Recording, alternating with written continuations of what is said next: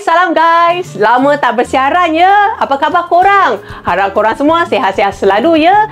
Alright, hari ni Amoy ingin memperkenalkan satu minuman yang sangat rare yang menggunakan cendawan telinga kera. Korang cubalah resepi hari ni. Kalau ngam dengan tekak korang, bolehlah buat hidangan untuk Ramadan ataupun bolehlah buat jual. Amoy halalkan je. Okey? Biasanya cendawan telinga kera ni digunakan dalam masakan. Tapi resepi hari ni Amoy ingin kongsikan kita membuat minuman yang cukup sedap dan juga berkhasiat.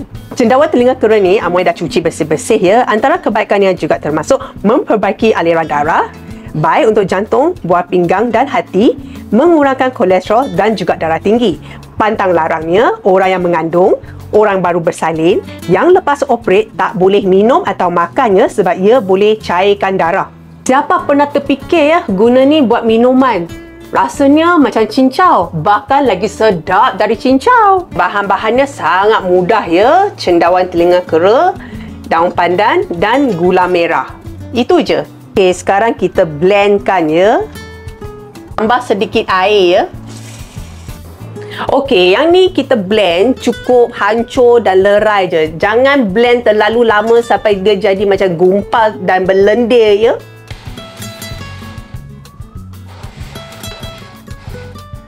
Okey guys, inilah teksturnya ya. Amoy akan masak gunakan pressure cooker selama 20 minit ya. Kalau korang tak ada pressure cooker, boleh masak guna api yang rendah selama 1 jam. Okey, tambah lagi air ya. Kemudian masukkan daun pandan. Okey, dah siap ya. Kita masak. Sekarang kita tuang ke periuk yang lebih besar. Alright, kita tambah lebih air ya. Okey, kalau rumah korang banyak orang, tambahlah lebih air ya. Ini sukatan untuk Amoy sekeluarga lah.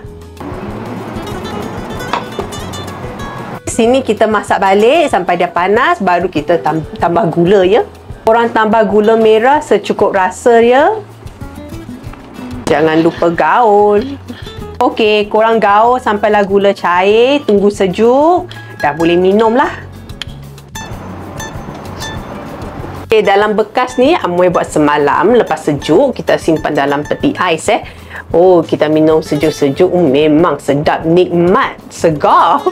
Oh guys, boleh tak tengok jelly-jelly dia? Kita boleh tengok ya, tekstur dia macam cebis-cebis sikit. Bolehlah kita kunyah-kunyah ya. Sedap.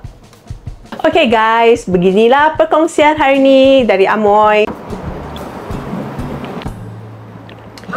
Sedap bahang. Okay guys, selamat mencuba. Jangan lupa like, share dan follow.